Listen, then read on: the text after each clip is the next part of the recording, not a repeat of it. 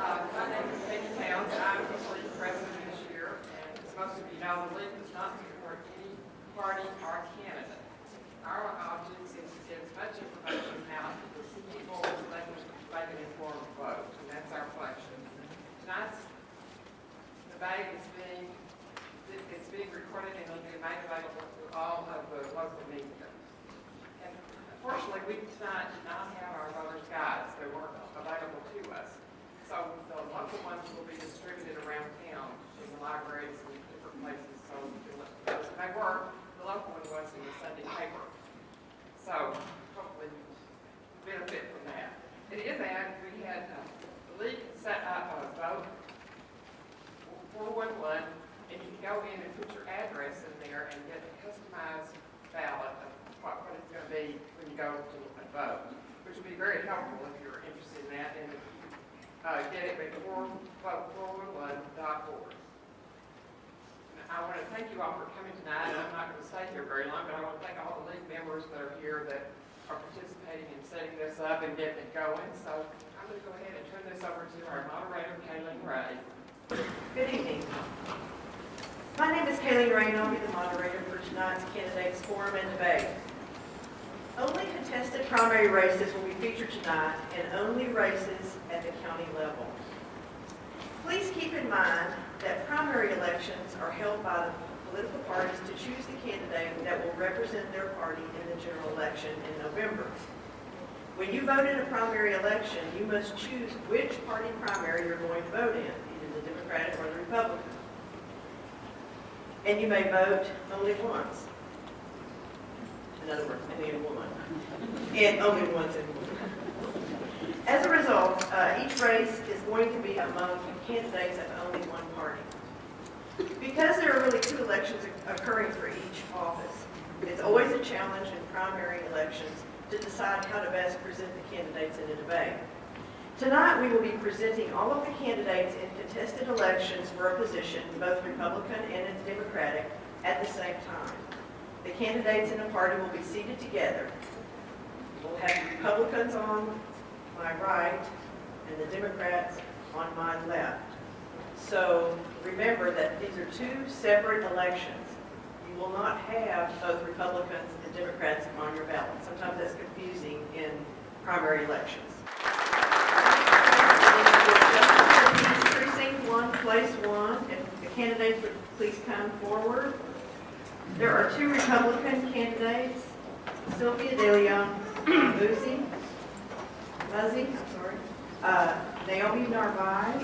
There are 2 Democratic candidates, Alex Aguirre and Joanne Prado. Okay, we'll begin with opening statements. Each candidate will have 2 minutes to introduce yourselves. Ms. Muzzy, would you please begin? All right, guys, this is my first go around, so I'm going to refer to my notes, and I hear a baby crying in the hall. Hopefully that's not my baby. Hello, everyone. It's an honor to participate here today with our host, the League of Women Voters. As a woman, I can appreciate the history of the League, which was designed to help women carry out their responsibilities as voters in 1920. Today, the League continues to impact lives by actively engaging in all eligible voters to vote. Again, my name is Sylvia DeLeon Muzzy, and I'm seeking the Republican nomination on March 1st for Justice of the Peace, Precinct 1, Place 1. A little bit about me. I'm married to Philip Muzzy, co-founder of a Texas charter school here in San Marcos that educates students that reside at the San Marcos Treatment Center. With the help of our 3 daughters, Philip and I are running a positive campaign that focuses on what I can bring to the JP position. My relevant work experience to the JP position includes years of service in the Hays County Juvenile Probation Department, San Marcos High School, and I currently serve as a caseworker for the Justice Courts here in Hays County.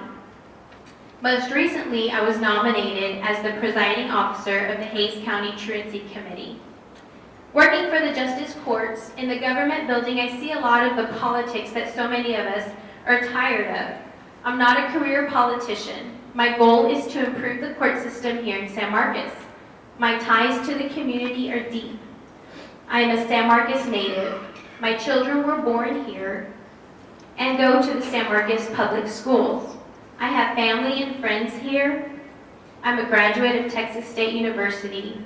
I have the work ethic, the education, endorsements of organizations and people within our community, and I am proud to announce that I recently have been endorsed by the Hays County Law Enforcement Association. Thank you. Ms. Narvaez? Well, good evening, everyone. My name is Naomi Narvaez, and I am proud to be here this evening with the League of Women Voters. This is not my first time here. I have been in the audience many years, but it is my first time as a candidate. I am asking for your vote for Hays County, the Justice of the Peace for Precinct 1, Place 1, and become the Republican nominee for that position. I have been in our community since 2000 when I married Jeffrey Narvaez. Jeffrey is a native here of San Marcos, and we raised 5 children together. We have 3 sons, 2 Army soldiers and 1 Marine, and 2 adult daughters. I have been involved in our community since day one. We started off with CFPO, which is Christian Federation of Police Officers. Our sons were in football. And then we moved on to the San Marcos High School Football Booster Club. And then from there, I became the president of our HOA. From then, I have become involved in many different organizations, such as CASA, which is Court Appointed Special Advocates, Hays County Food Bank, the San Marcos Citizens Police Academy Alumni Association, Hays County Food Bank. I have been right there at the forefront with many of you in our community. I am standing here before you when last year, at the passing of the Honorable Margie Hernandez, that seat became vacant. And we came together as a community, and I was there at the meetings, I was invited, and we didn't want to lose that seat. We have a Republican court, as we know, 4-1, and it was important to the community of San Marcos that that seat not be abolished. So I was there, and throughout those communications with the people, the opportunity arose for me to be considered for that. It didn't happen. The position was left vacant, and people in the community have encouraged me to run. And then we decided, as a family, that perhaps I would make a good candidate for Precinct 1, Place 1. I am a conservative, and I'd appreciate your vote on March 1st. Mr. Garrett? Hello, everybody. My name is Alex Aguirre. I'm a Democratic candidate for Justice of the Peace, one of the Democratic candidates for Justice of the Peace, along with Judge Plilo here. I'm an attorney. I'm not a politician. I don't go out and I'm not used to this. This is not my career. One of the reasons I'm running, and one of the things that I'm completely, just absolutely passionate about is indigency and issues involving indigency and poverty in our community. Many of you that live here in San Marcos know our poverty rate. Y'all know it's about 40%. And y'all know also that about 70% of our children in this city qualify for some sort of subsidized lunches. I mean, is there anybody here who was not aware of that? The numbers in the JP courts, I looked them up. I'm a numbers guy. I'm all about metrics. I'm all about measurements. The numbers in our JP courts do not reflect the socioeconomic situation of our community. And Precinct 1 is San Marcos. In looking at the criminal cases, the rate of indigency right now in JP 1, Place 1, is less than 1%. That means right now the numbers in this court it basically just says there are basically, statistically, no poor people in San Marcos going to this court. I find that highly unlikely. And I think most of you do too. The record in this court, and this, let me just start by saying, this is not about anything personal, it's nothing, and I'm going to be very clear, it's nothing about Judge Bravo. This is about doing what is right and having a court that respects and understands the conditions of our community. I am an attorney and I have the courtroom experience to make that change. No other candidate here has that.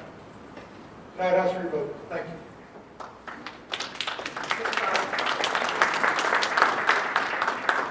So good evening, ladies and gentlemen. My name is Joanne Prado. I'm the Justice of the Peace, Precinct 1, Place 1. It has been a pleasure, it has been an honor for me to serve as Justice of the Peace for the past 12 years. I am seeking re-election to a 4th term. I feel that I am the best person for this position due to the fact that I have complete knowledge and understanding, and I have the experience of all the duties and responsibilities of the Justice of the Peace. No other candidate on the ballot has the experience. I am running an efficient and effective and a productive JP 11 and JP 12 court compliant. So with that being said, I'd like to tell you a little bit about what I have been doing in my role as Justice of the Peace. In the spring of last year, I was asked by the commissioners of Hays County if I would take on the responsibility of the JP 12 court. At that time, I knew that taking on JP 12 along with JP 11 would be a tremendous task. But because it is my responsibility to serve, I accept it. I am not afraid to say, and I will acknowledge the fact, that I would never have been able to do this had it not been for my amazing JP 11 staff, and in particular, Angela Hernandez, who is my court administrator. Together, and with my supervision and my direction, we merged the court. And I am very proud of the fact that as I stand here today, JP 11 and JP 12 are in complete compliance with all state mandated requirements as required by the state. When the new JP 12 judge takes office, I will be handing over a court in complete compliance with all state mandated requirements. The duty of the new JP 12 judge, among many, will be to keep that court in compliance. And my commitment and my responsibility to JP 12 will be over. So with that being said, ladies and gentlemen, I hope that I have earned your faith and your trust in me that I can do this job to the very best of my ability. I hope to have your vote and your support so that I may continue to serve as Justice of the Peace for Precinct 1, Place 1. Thank you.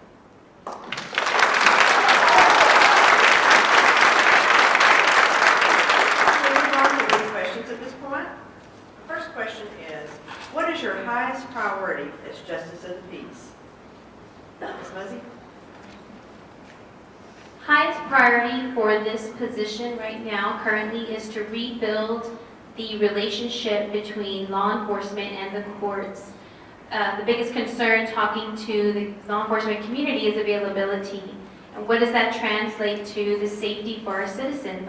When officers need a search or arrest warrant and the judge is not available to sign, that compromises our safety. So that would definitely be priority. I'm the mother of 3 young girls, so that resonates with me. Thank you. Ms. Narvaez? My first priority is to keep it in the hands of who it belongs, and that is the people. I am a constitutional Republican, and I believe in the supreme law of the land. And if we are going to follow the law, this is where we need to start. So I would make sure that this seat belongs to the people right now and is the closest to the people remains there. And second, I would improve relationships with the law enforcement as well.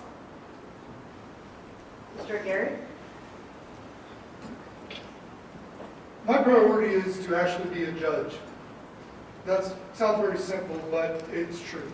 I don't know if any of you have been to the JP courts recently. It is a teller window. You walk up and there's essentially a clerk who takes your ticket and doesn't ask very many questions. You fill out the paperwork and that's it. The bulk of the people walk out of there with simple convictions.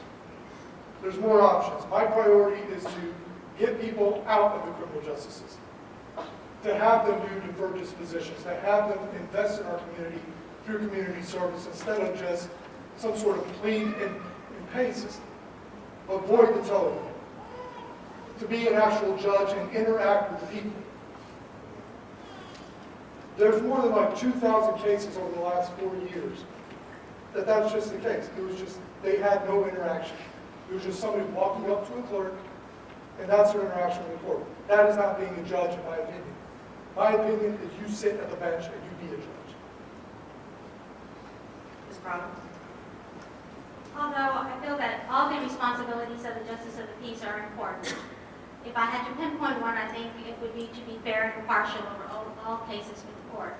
I would like to think that anyone who comes to my court and has a hearing before me, that they leave, even though maybe they may not be happy with the outcome, that they leave the court knowing that I was fair, I was impartial over their case. Thank you. Ms. Muzzy, you have 30 seconds to rebut. As with like the others, I would also make sure to serve the community. There is, like Mr. Aguirre mentioned, confusion when folks do show up to the court, especially with traffic tickets, traffic violations. Being there, making that information available, clear, that's important as well. Communicating with our community. Thank you. Next question.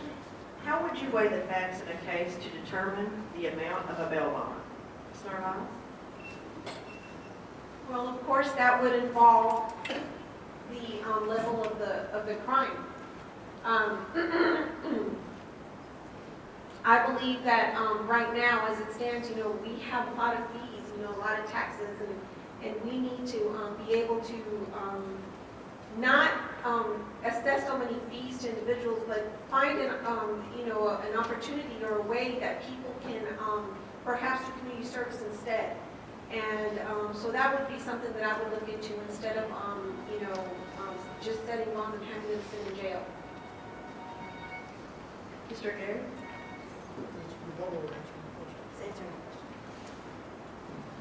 Setting the bail bonds is determined partially, the factors that one considers are set out in the Code of Criminal Procedure. You consider, first of all and foremost, the defendant's ability to pay that fine. Can they pay it? You don't want to have people in jail just because of it. But there's other factors, and another one that's hugely important is community safety. Judges are allowed to put conditions on their bonds, and I know Judge Prado does, and all the other magistrates do. They'll say for DWIs, they can put interlock devices, they can domestic violence, they can put protective orders or stay away orders, all sorts of different things go into it. But I think one of the most important factors that the court can do is different types of bonds.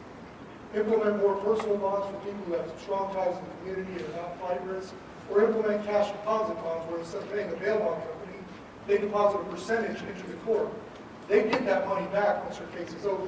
And I would save the defendant money, and they can use that also if they are convicted later on for court costs and other things, instead of just paying bail. Ms. Brown? The first thing that I always look at whenever it is that I have a case before me and I'm magistrating someone, I look at their arrest record, their local, and the severity of the crime. I'm very open to the PR bonds, especially if it's a Class B misdemeanor. I hate for anyone to spend any kind of extended time in jail over possession of marijuana, driver license invalid, charges in that area. But yes, I'm very open to the PR bond, and also JPs are not allowed to set cash bonds. Ms. Muzzy? I look to introduce an innovative way to handle this, looking at a risk assessment tool, something that can show us, paired with the judge's discretion, what they feel is correct, looking at his background, the criminal background, but also having some kind of tool to help guide us to that decision so that we do create some kind of tier, whether they are low risk, high risk, do they need some kind of supervision after. So thinking ahead, looking to innovative ideas. Thank you. Ms. Narvaez, you have 30 seconds to rebut. I'm fine. Next question. What type of court hours would best serve the citizens of Hays County? Mr. Gary, would you begin with that, please? The court hours that they have now are good, but I believe the municipal court in San Marcos, I think Wednesday they have court in the evenings. Since the government building is already open, obviously you have to get the cooperation of the constable's office to have people there. But that would be something that would add, an added convenience. So I would think a night court of some sort, possibly a rotating weekend court, even through the other JP offices. If the other JPs want to lessen their caseload, they can probably send them to the government center or maybe coordinate something with them to do it in Kyle or Buda, different places throughout the country. That would help reduce the caseload and obviously convenience the public.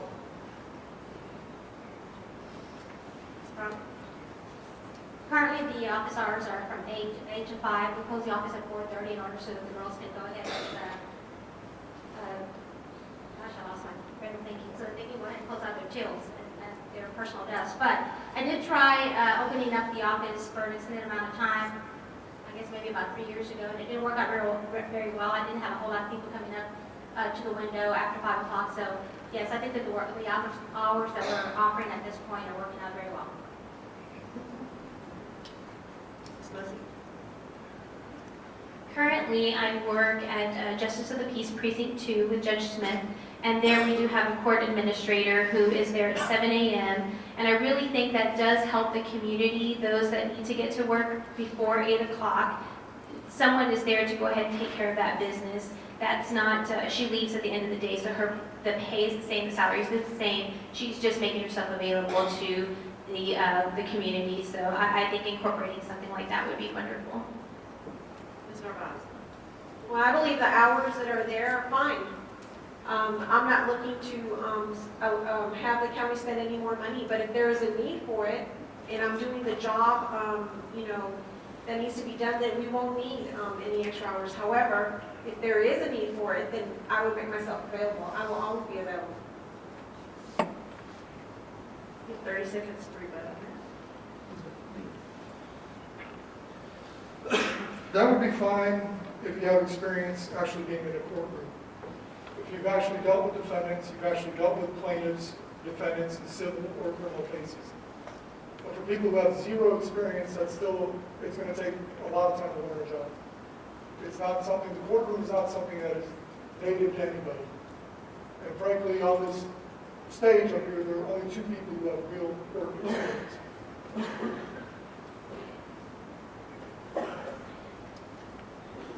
Next question. What issue do you consider the most important for the Hays County Justice of the Peace, and how would you address it? Ms. Pryor? Well, if I had to think of the most important issue at this point would be compliance of the court. At this point, I'm handling both the JP11 and the JP12 court combined. I've got both courts in compliance. Non-compliance would result in a hefty fine to the county, and I think that that's something that the taxpayers and Commissioners Court, County Judge would definitely not be happy about. So compliance is a huge part of the Justice of the Peace Office. Ms. Muzzy? What issue do you consider the most important for the Hays County Justice of the Peace Office, and how would you address it? The most important issue, I would say, is customer service, building that confidence again with the city of San Marcos, making myself available, building up our staff, making sure our staff is up to date with any changes in the law, bringing in-house training, just making it a well-operating office. That's most important to me, is working with all different agencies, building those relationships. Ms. Narvaez? Well, I believe I've done that. I have been, involved in our community for a long time. I know many of you sitting in here, and I believe that community service is important, and the community relations we have, and I've built those with many amongst you. In reference to, any education or experience, this is why it's important for us to know what our Texas Constitution and our Constitution says. I am not a second-class citizen because I don't have a degree or experience in the court. Are we telling that to our students in the schools that do not pursue a career in higher education? No. Every person here can be a Justice of the Peace. All it requires is for you to be 18 years old, live in a precinct, a district that you want to run for, and be of sound mind, and be a U.S. citizen. And I am all those. Mr. Aaron? What issue do you consider the most important for the Hays County Justice of the Peace Office, and how would you address it? The most important issue is that the court actually administers justice. Now, we hear compliance, we hear fines to the county. The priority of the court needs to be justice for the people of the precinct. It should not be the revenue center or cash collector for the county. That is not the job of the courts. This court, in 4 years, from September 2011 until January 31st, collected over $1 million in fines and court costs. Over $1 million. A lot of those cases were from straight convictions. I think less than I would like to say deferred dispositions, it was less than 2% deferred dispositions. The priority of the court needs not just to be about efficiency, but about justice. The two don't always go hand in hand. The most efficient court in the world is one where you just walk in and get convicted. That's efficiency. That's not justice. So let's not confuse the two. And compliance is just looking out for the county, not the people. 30 seconds. Well, I guess I can appreciate Mr. Artida's comments, but definitely, I guess if I were to try to instill some of the procedure that he might be wanting to instill in the court, I think that I might find myself in front of the Ethics Commission in Austin. I certainly would not want that to happen. Are there questions for these candidates in the audience?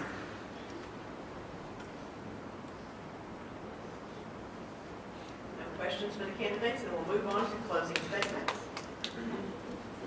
Ms. Prado, would you begin? You have 1 minute to close. Yes, in closing, again, I'd like to say that I hope that I have the continued support of this community.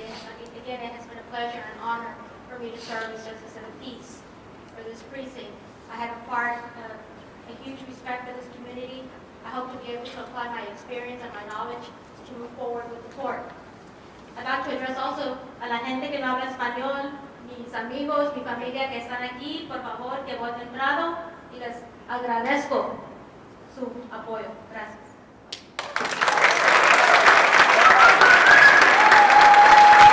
Mr. Aaron, you have 1 minute to close. Felicidades, juez, no sabía que hablabas español. I didn't know she spoke Spanish so well. The priority of this board, my priority, and the reason I'm running, I want to fundamentally change the way our courts work in this county at the JP level, at the Class C level. I want to encourage people to know their options. We're not giving legal advice, but every single day across the state of Texas in courts, judges give what are called admonishments, warnings. So you have a right to a trial by jury. You have a right to plead guilty, not guilty. You have a right to go to do various things. These courts don't do that. They do the very minimal admonishments. They don't tell you that that conviction is going to suspend your driver's license. They don't tell you that that conviction is going to give you surcharges. That's going to charge you about $250 a year for 3 years, plus another $125 to reinstate your license. That's money that can be spent in our community. Instead, it goes to the county coffers and then the state coffers. I want to change that. I want to have our people invest themselves in this community. That was my priority as your Justice of the Peace.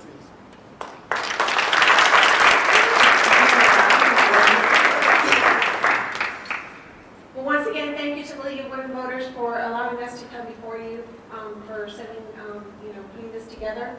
And thank you to every one of you as a citizen. I want you to know that I am a citizen, average citizen, just like you. I have children that I have put through school, and I am proud of what they have become. Not everyone out there is pursuing a higher education. I did at one point, but because, I decided to get married and have children, I became a homemaker. And I waited until those children grew up to pursue any other things, although the opportunities were there when they were little. I am proud to serve our community in many different volunteer positions. And I am also very proud of the endorsements that I have received. I am endorsed, and not any other Hays County Republican can tell you, by our Texas Governor, Greg Abbott, and also by our State Representative, Jason Isaac. But I am also endorsed by Lena Duran, who is a citizen here, and we've been friends for many years. And I would appreciate your vote. Please find me on Facebook at www.naomi.com, on Twitter, Pinterest, and Instagram. And if you have any questions, you can certainly call me. I'll take your calls any time of day. I'd like to thank the League of Women Voters for the opportunity to participate in today's forum with my fellow candidates. We each bring a desire to serve our community in different capacities.